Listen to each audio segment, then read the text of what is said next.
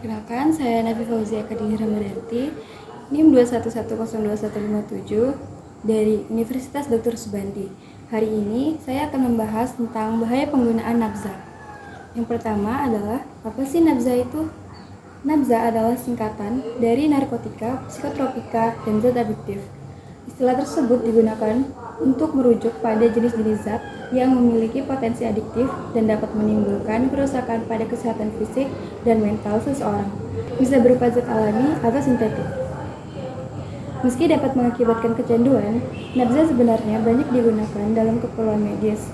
Nabza adalah bahan utama anestetik atau obat bius lokal yang digunakan selama operasi mata, hidung, dan tenggorokan.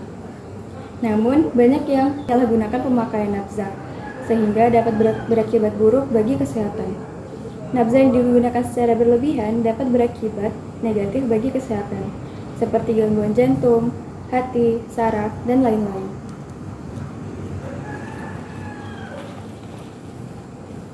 Kemudian jenis-jenis nabza. Yang pertama ada narkotika. Narkotika adalah zat yang berasal dari tanaman atau buatan manusia yang dapat menekan sistem saraf pusat. Contohnya adalah opium, heroin, kokain, dan morfin. Penggunaan narkotika dapat menyebabkan perasaan euforia, rasa nyaman yang berlebihan, gangguan tidur, dan mengurangi rasa nyeri. Penggunaan yang berlebihan dapat menyebabkan ketergantungan fisik dan psikologis yang serius. Kemudian ada psikotropika.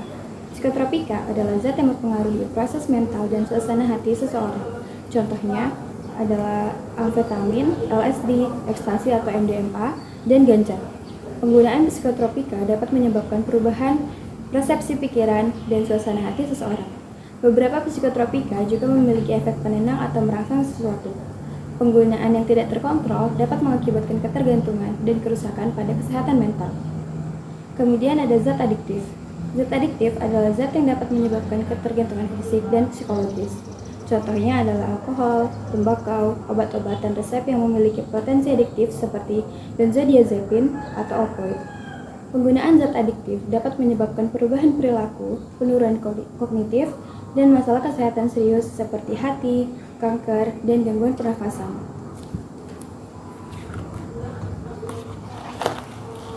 Kemudian apa aja sih dampak dari penggunaan nabza? Dampak penggunaan nabza dalam bidang medis bisa timbul masalah dalam kesehatan fisik seperti infeksi, kegagalan fungsi organ, dan psikis seperti skizofrenia, depresi, cemas, dan bunuh diri. Kemudian dalam bidang sosial dapat memicu pertengkaran dengan pasangan, perkelahian, perilaku kekerasan dalam rumah tangga, dan perilaku merusak. Kemudian dalam bidang ekonomi dapat terjadi penurunan produktivitas, kehilangan pekerjaan, dan kehilangan kepercayaan dalam pekerjaan. Kemudian dalam bidang hukum bisa terlibat permasalahan kriminalitas atau bahkan tertangkap oleh petugas atau polisi. Kemudian apa aja sih upaya untuk menghentikan penggunaan nabza? Yang pertama, dalam bidang pendidikan dan edukasi seperti menyediakan informasi yang akurat dan edukasi tentang bahaya nabza kepada masyarakat, terutama pada generasi muda. Kemudian pencegahan di lingkungan sekolah, seperti melakukan program pencegahan nabza untuk meningkatkan kesadaran dan memberikan dukungan kepada siswa. Kemudian peran keluarga. Keluarga dapat menjadi basis yang kuat dalam pencegahan nabza dengan memberikan pendidikan yang tepat, mendengarkan anak-anak, dan memberikan dukungan emosional. Kemudian penegakan hukum yang ketat. Memperketat penegakan hukum terhadap perdagangan, produksi, dan penggunaan nabza dapat membantu menghentikan penggunaan nabza. Yang terakhir adalah dukungan medis dan rehabilitasi. Membangun fasilitas medis dan rehabilitasi yang memadai untuk individu yang ingin keluar dari kecanduan nabza. Baik, itu saja penjelasan dari saya. Kurang lebihnya mohon maaf. Wassalamualaikum warahmatullahi wabarakatuh.